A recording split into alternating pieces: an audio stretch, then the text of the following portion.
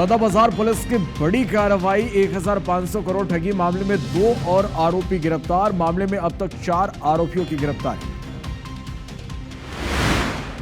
बिलासपुर में पूर्व एमएलए शैलेश पांडे को धमकी देने वाला आरोपी गिरफ्तार। धमकी देकर 20 लाख रुपए की मांगी थी फिरौती। बिहार के मधुबनी का रहने वाला है आरोपी। कांटा लगा फेम शेफाली जरीवाल का निधन, 42 साल की उम्र में आया कार्डियक अरेस्ट।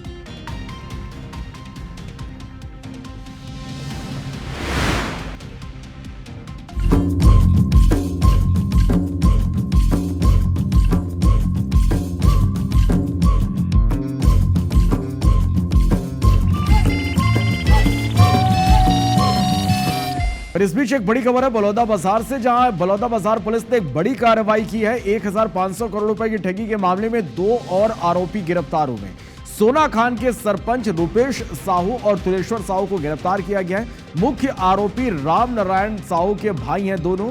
मामले में अब तक 4 लोगों की गिरफ्तारी हो चुकी है। पुलिस को फिलहाल और आरोपियों की अब भी इस पूरे मामले में तलाश है। पुलिस की विशेष टीम लगातार इस मामले में जांच कर रही है और इसके बाद कार्रवाई भी पुलिस की ओर से की जा रही है। तो बलौदाबाजार से यह बड़ी खबर आप तक पहुंचा रहे हैं, जहां 1500 करोड़ के ठगी के मामले में 2 और आरोपियों की गिरफ्तारी हुई है। सोना खान के सरपंच रूपेश साहू और तुलेश्वर साहू को गिरफ्तार किया गया है। मुख्य आरोपी राम नारायण साहू के भाई या दोनों। अब तक मामले में 4 लोगों की गिरफ्तारी हो चुकी है। पुलिस को फिलहाल और आरोपियों की तलाश इस मामले में जारी है। तो बलौदाबाजार से खबर है, जहां 1500 करोड़ रुपए के ठगी केस में एक बड़ी कार्रवाई भी की गई है। आरोपी शिक्षक है राम नारायण साहू, जिसे निलंबित कर दिया गया है। गिरफ्तार होने के बाद विभागीय यह कार्रवाई की गई है। आरोपी शिक्षक करीब 4 से 5 महीने से फरार था। जिला शिक्षा अधिकारी बलौदाबाजार ने ये कार्रवाई की है। तो ये बड़ी खबर आप तक हम पहुंचा रहे हैं। इसके साथ ही चलिए ये आखिर किस तरह से ये पूरा मामला सामने आया, ये पूरा मामला क्या है ये हम समझते हैं। हमारे सहयोगी सुनील साहू इस वक्त हमारे साथ बलौदाबाजार से लाइव जुड़ रहे हैं। सीधा उनका रुख कर लेते हैं। सुनील, जिस तरह से ये पूरा मामला सामने, 1500 करोड़ रुपए की ठगी इस पूरे मामले में की गई, अलग अलग एजेंट्स के जरिए यह ठगी की गई। लगातार पुलिस की कार्रवाई जारी है, गिरफ्तारियां भी हो रही है। किस तरह से पुलिस इस पूरे मामले में जांच कर रही है और कार्रवाई कहां तक पहुंची? बिल्कुल श्रवण, इस पूरे मामले में कल देर रात बलौदाबाजार की स्पेशल जो पुलिस की टीम है, उसने सोना खान के सरपंच रूपेश साहू और उनके भाई तुलेश्वर, ये दोनों को गिरफ्तार कर हिरासत में लिया है। इस वक्त कसडोल थाने में उनको रखा गया है।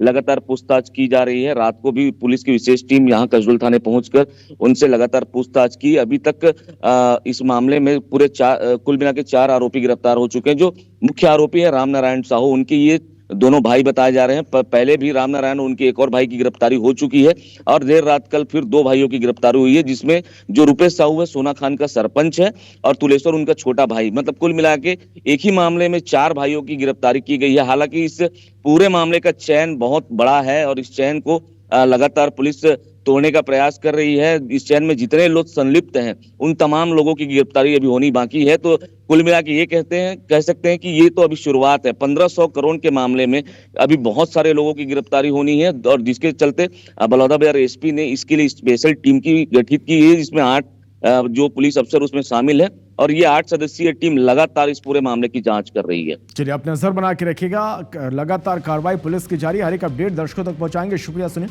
पूरी जानकारी के लिए। तो देखिए, लगातार इस मामले में पुलिस की कार्रवाई जारी है। 4 आरोपी अब तक इस मामले के गिरफ्तार हो चुके हैं। अन्य आरोपियों की तलाश जारी है। और बीजापुर से, जहां पश्चिम बस्तर डिवीजन अंतर्गत कंपनी नंबर 2 की पार्टी सदस्य समेत 13 नक्सलियों ने सरेंडर कर दिया। आत्मसमर्पित नक्सलियों पर कुल 23 लाख रुपए का इनाम था। इसमें पश्चिम बस्तर डिवीजन कंपनी नंबर 2 की पार्टी सदस्य, धमतरी गरियाबंद नुआपाड़ा डिवीजन के सदस्य और मिलिशिया प्लाटून सदस्य सहित कोंडापल्ली पेद्दा कोरमा आरपीसी के अन्य सदस्य शामिल हैं। बता दें कि इस साल 1 जनवरी 2025 से अब तक 270 नक्सलियों को गिरफ्तार किया गया है, जबकि 241 नक्सलियों ने आत्मसमर्पण किया है। जिले में अलग अलग मुठभेड़ में कुल अब तक 126 नक्सली मारे गए हैं। पुलिस, सीआरपीएफ एवं कोबरा के संयुक्त प्रयासों से 23 लाख रुपए के इनामी कुल 13 माओवादियों के द्वारा शासन की नियंत्रण नीति एवं अन्य विकास योजनाओं से प्रभावित होकर बीजापुर पुलिस के समक्ष आत्मसमर्पण किया गया है। आत्मसमर्पित साथियों को शासन द्वारा एवं शासन की आत्मसमर्पित नीति के अनुसार 50-50 हज़ार रुपये का प्रोत्साहन राशि दिया गया है।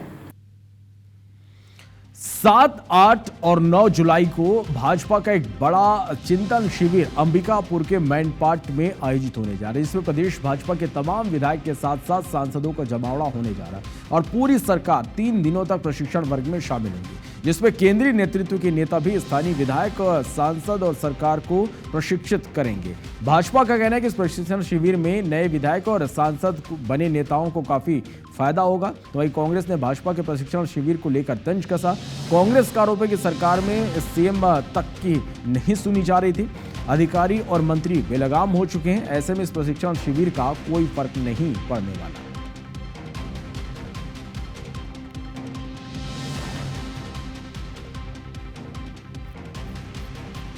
अंबिकापुर के पर्यटक स्थल मैनपाट में आने वाले 7, 8, 9 जुलाई को भारतीय जनता पार्टी के विधायक दल एवं सांसदों का एक प्रशिक्षण वर्ग के आयोजन की तैयारी चल रही है। इस चिंतन शिविर से, इस बैठक से छत्तीसगढ़ की व्यवस्था पर कोई फर्क नहीं पड़ने वाला है, क्योंकि यहाँ के जो भारतीय जनता पार्टी के लोग हैं वो इतने अनियंत्रित हो गए हैं, अफसर लोग इतने अनियंत्रित हो गए हैं कि ऐसी बैठकें, ऐसे चिंतन शिविर अनेकों होते रहें।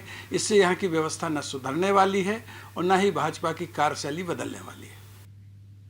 बढ़ते आगे, सूरजपुर में शिक्षा विभाग और विवादों का चोली दामन का साथ रहा है। एक बार फिर से शिक्षा विभाग से जारी किया गया आदेश चर्चा का विषय बना हुआ है। दरअसल शिक्षकों का आरोप है कि जिला शिक्षा अधिकारी की ओर से शिक्षकों का ट्रांसफर ऐसे स्कूल में कर दिया गया जो अब अस्तित्व में ही नहीं है। इस रिपोर्ट को आप देखिए।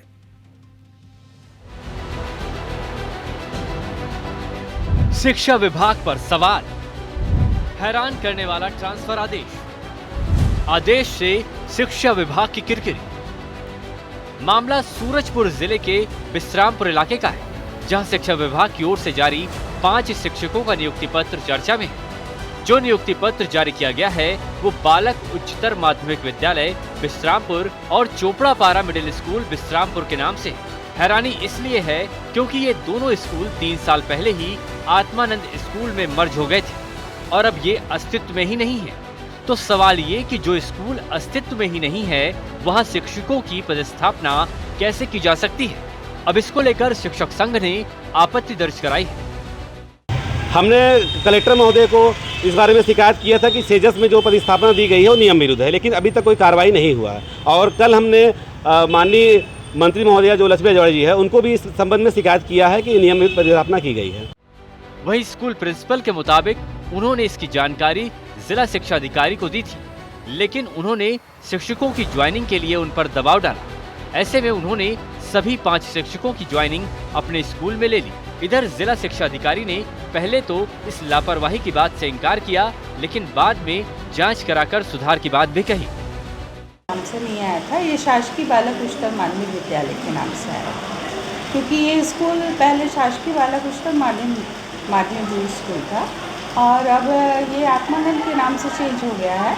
लेकिन इनका जो युक्तिकरण से जो आदेश आया है जिला से हमारे पास, वो आत्मानंद के नाम से नहीं आया है, वो शासकीय बालक उच्चतर माध्यमिक के नाम से आया है। नहीं, हाई स्कूल जो पुराना हिंदी माध्यम स्कूल है वो भी अभी वहीं है, अस्तित्व में है और वहीं से रिक्त पद निकाला गया है।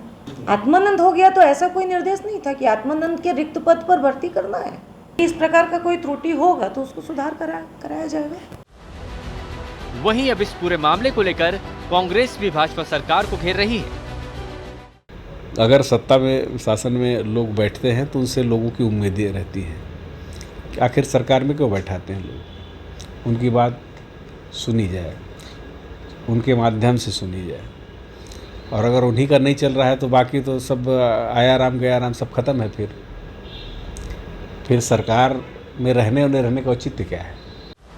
सूरजपुर जिले में युक्तियुक्तकरण को लेकर लगातार आरोप लगते रहे। ऐसे में शिक्षा विभाग की लापरवाही उसे सवालों के घेरे में खड़ा कर रही है। नीतीश गुप्ता, IBC 24, सूरजपुर।